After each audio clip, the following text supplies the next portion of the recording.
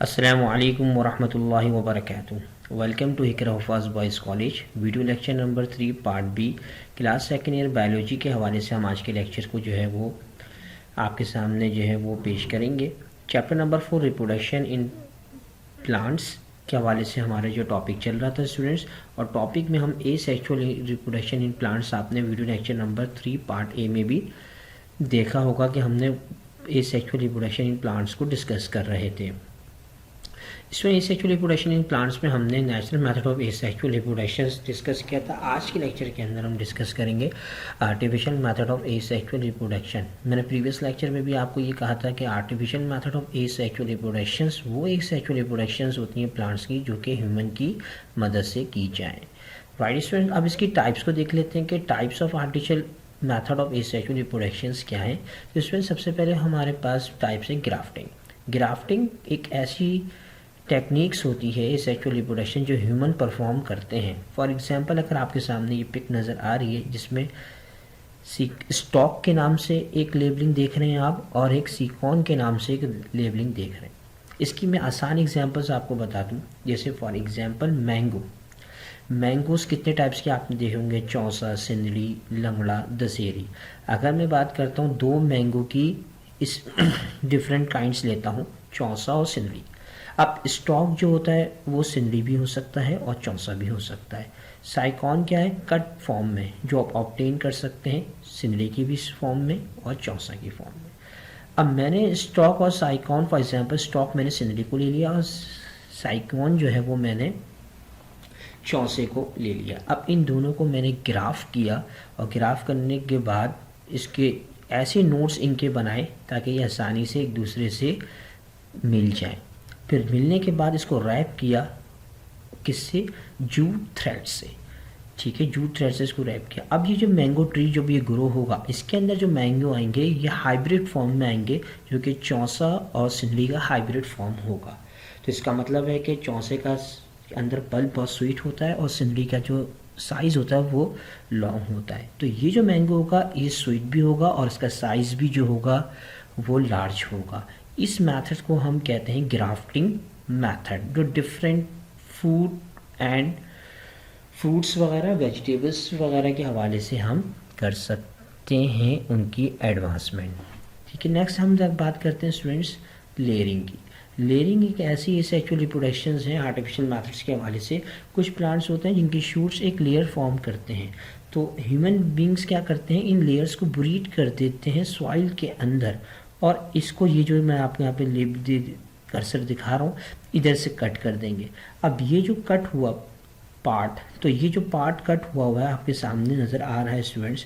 अब ये जो पार्ट्स है ये इंडिविजुअल प्लांट्स ग्रो करना शुरू कर जाएगा। तो ये प्रोसेस भी सिंपल लेयरिंग का प्रोसेस कहलाता है। ये हर प्लांट्स के अंदर, जो प्लांट्स लेयर फॉर्म करते हैं उसी के अंदर ही ये एसेक्सुअल रिप्रोडक्शंस होती हैं। नेक्स्ट हमारे पास है कटिंग स्टूडेंट्स, और लास्ट वन हमारे पास टिश्यू कल्चर है, जिसे हम टेस्ट ट्यूब क्लोनिंग और रिलेटेड टेक्निक्स भी कह सकते हैं, क्लोनिंग भी कहते हैं और माइक्रो प्रोपेगेशंस भी कहते हैं। हमारे इंटरमीडिएट कोर्स के अंदर ये दो टाइप्स के आर्टिफिशियल मेथड्स हैं एसेक्सुअल रिप्रोडक्शंस के हवाले से, कटिंग और टिश्यू कल्चर। तो स्टूडेंट्स हम नेक्स्ट करते हैं कटिंग के हवाले से।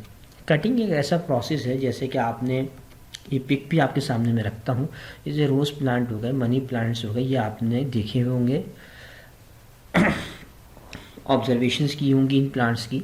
अगर आपको रिप्रोडक्शंस करना है एसेक्सुअली, तो हम क्या करेंगे, एक ख़ास पार्ट से, नोड से भी और इंटर नोड से भी। नोड्स क्या कहलाते हैं और इंटर नोड्स क्या कहलाते हैं। नोड्स वो होते हैं जिससे जो है वो लीफ अराइज होता है, उसे हम कहते हैं नोड्स। और इंटर नोड्स किसे कहते हैं, दो पार्ट जो डिफरेंट दो नोड्स के दरमियान जो पार्ट होता है उसे हम इंटर नोड्स कहते हैं। अब आपके पिक में आपको बिल्कुल आसानी के तौर पे समझ में आ जाएगा कि हमने एक कट किया प्लांट्स को, और उसको कट करने के बाद इसको ब्रीड कर दिया है सॉइल के अंदर। अब ये जो प्लांट जो ग्रो करेगा ये इंडिविजुअल प्लांट्स बन जाएगा। तो ये प्रोसेस क्या कहलाता है, कटिंग कहलाता है। इसमें नेक्स्ट हम देखते हैं टिश्यू कल्चर, जिसे हम टेस्ट ट्यूब क्लोनिंग भी कहते हैं, और रिलेटेड टेक्निक्स भी किसको हम वर्ड यूज़ करते हैं, क्लोनिंग का वर्ड भी यूज़ करते हैं, माइक्रो प्रोपेगेशन का वर्ड भी यूज़ कर सकते हैं। लेकिन आपके कोर्स के अंदर टिश्यू कल्चर के नाम से ये एसेक्सुअल रिप्रोडक्शन है जो कि आर्टिफिशियल मेथड से। इसके अंदर स्टूडेंट्स हम क्या करते हैं, कोई भी प्लांट्स का हम टिश्यू कल्चर बनाना चाहते हैं तो वो सीड से भी ले सकते हैं, लीफ से भी ले सकते हैं, स्टेम से भी ले सकते हैं। फॉर एग्जांपल इस डायग्राम को देखते हुए, इस डायग्राम में स्टूडेंट्स आप देख रहे हैं कि लीफ है, इसके अंदर हमने लीफ का एक प्लांट का एक लीफ लिया, उसका एक स्मॉल पार्ट ले लिया, ठीक है। अब स्मॉल पार्ट को हमने आइसोलेट करना है किसके अंदर, एक सॉल्यूशंस के अंदर, स्टेरलाइज सॉल्यूशंस के अंदर है। अब ये जो स्टेरलाइज सॉल्यूशन है, अब इस स्टेरलाइज सॉल्यूशंस के अंदर कौन कौन सी केमिकल कंपोजिशंस मौजूद हैं, ये स्टेरलाइज सॉल्यूशंस के अंदर जिसे हम कल्चर मीडियम भी कहते हैं, जो आपको ये पेट्री डिश के अंदर नज़र आ रहा है। इसके अंदर मिनरल्स हैं, वाइटामिन्स हैं, हार्मोन्स हैं, जो कि प्लांट्स ग्रोथ की रिक्वायरमेंट के लिए बहुत ज़रूरी होते हैं। अगर हम टिश्यू कल्चर किसी भी प्लांट से करना चाह रहे हैं तो उसकी बिहाफ के ऊपर, उसी की मुनासिबत से हम केमिकल कंपोजिशन इस टिश्यू कल्चर मीडियम जो आपको ये नज़र आ रहा है, इसको हम प्रिपेयर करेंगे। अब हमने क्या किया, इस लीफ को इस टिश्यू कल्चर के अंदर जो है, जो लीफ का स्मॉल पार्ट जो हमने आइसोलेट किया है इस प्लांट से, तो उसको हम यहाँ पे इंक्यूबेट कर देंगे, इसको जो है वो ट्रेट्रिशी के अंदर डाल देंगे।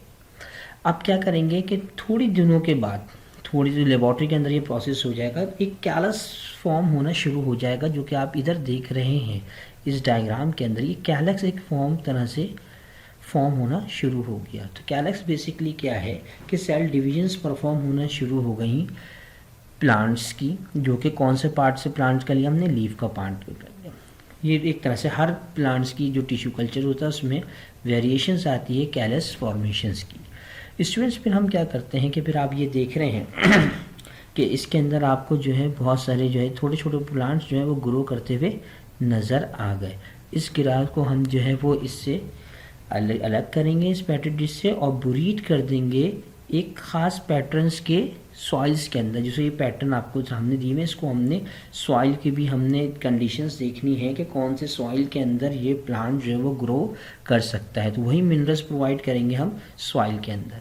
अब आप ये देख रहे हैं कि इंडिविजुअल प्लांट्स जो हैं आपको जो है वो ग्रो करते हुए नज़र आ रहे हैं। तो ये तो एक टेक्नोलॉजी है जिसकी वजह से हम कोई भी ऐसा प्लांट्स जो कि किसी भी इन्वायरमेंट्स के अंदर जो है वो ग्रो नहीं कर रहा। फॉर एग्जांपल अगर हम बात करेंगे जैतून है, पाकिस्तान के इन्वायरमेंट के अंदर जैतून जो है वो उगता नहीं है, ग्रो नहीं करता, तो हम किस तरह इसको ग्रो करते हैं पाकिस्तान के अंदर। यूरोपियन कंट्रीज़ के अंदर तो ओलिव तो ग्रो करता है, लेकिन पाकिस्तान के अंदर नहीं करता। तो ये कल्चर टेक्नोलॉजी से आप जो हैं वो स्पीसीज़ जो कि इन्वायरमेंटल्स कंडीशन जिसके ऊपर अप्लाई होती है, तो वो आप इस तरह भी उस टेक्निक से, टिश्यू कल्चर से भी आप ये प्लांट्स को ग्रो कर सकते हैं। तो एग्जाम्स के पॉइंट ऑफ व्यू से आपको ये जो मैंने एक्सप्लेनेशंस लिखवाई हैं, ये एक्सप्लेनेशंस भी आप याद कर रख सकते हैं। अगर टिश्यू कल्चर का सवाल शॉर्ट क्वेश्चन आंसर के अंदर अगर आ जाए तो ये पॉइंट्स भी की पॉइंट्स हैं, इसको भी आप अपने एग्जाम्स के पॉइंट ऑफ व्यू से मेमोराइज कर सकते हैं।